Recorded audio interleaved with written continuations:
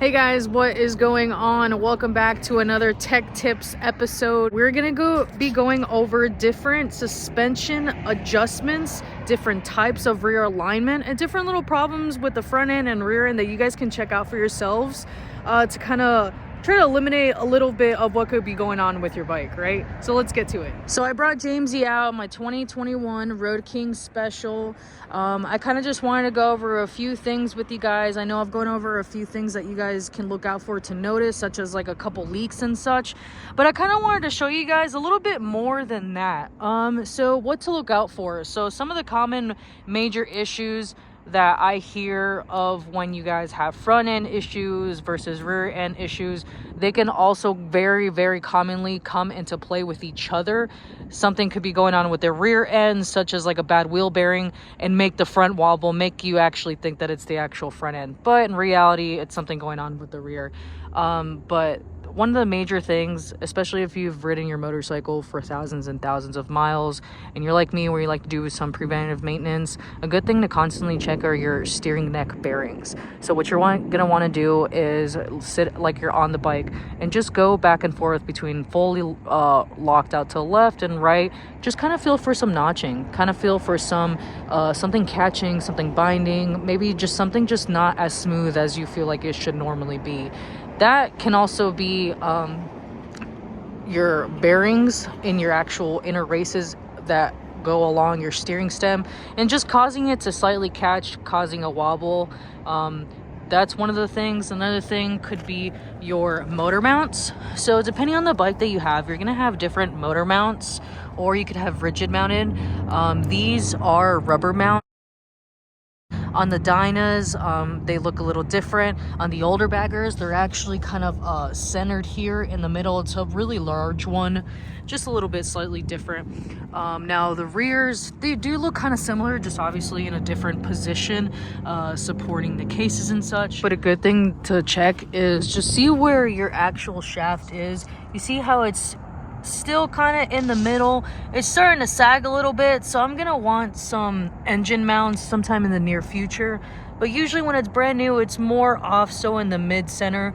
You know, there's still a gap here and such. It's definitely more noticeable up here. That's how you know it's starting to wear down a little bit, right? So rubber is gonna get deteriorated, start cracking and dry rotting and stuff.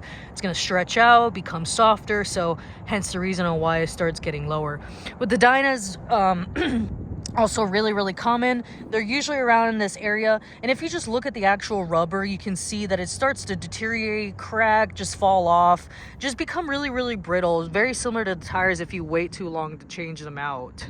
That can be a huge factor on a lot of vibration in your motorcycle, as well as feeling a lot of wobbles and such, especially on Dynas. I would definitely say older twin cam bikes for sure, but a lot less common in the M8s. Just something of an overview that I want you guys to realize and be able to identify on your own. Now we're gonna jump over to the rear. Oh, and real quick, also, if you don't know when your forks were last serviced, that's always a good thing to check, because just like oil, over time, fluid starts to break down, becomes really thin, and obviously with the suspension, you want it to be able to take all the impact of you, your weight, and riding on the road, and bumps and all that stuff. So after a while, the oil starts to break down, so you're gonna wanna make sure that you're changing the fluid. I believe it's every 50,000.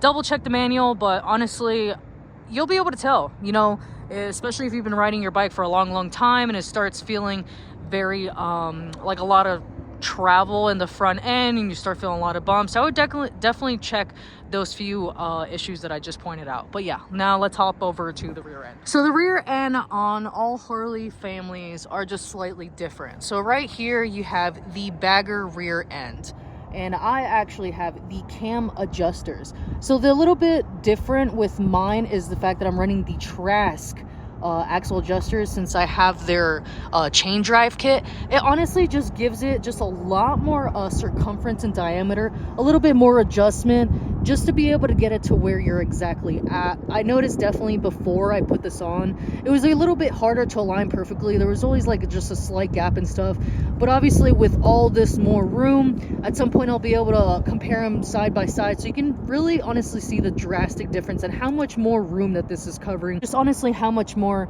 adjustment that it's able to give you is really nice. compared to, like, let's say Softails is just a little bit different. Something you'll want to check if you feel that your bike is kind of leaning one way or the other. A really quick thing to check, you check your manual. I always suggest that you buy your own, but different models of the bikes measure differently. The cams, you don't really need to check the alignment, such as since it's running on a cam adjustment system, each side is going to be equal to each other since there's a flat side on the axle that goes all the way through. On the Softails, you don't really have that.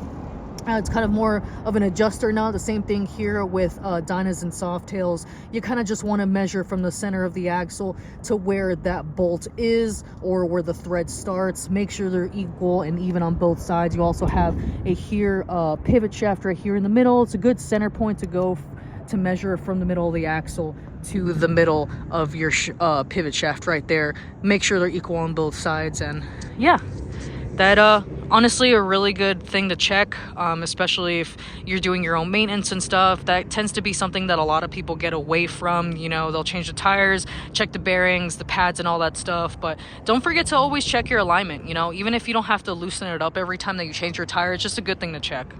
But yeah, I hope you guys like this episode of my tech tips, and thanks for watching, guys. Don't forget to subscribe, follow me on my channels, and DM me if you guys have any questions. Happy wrenching!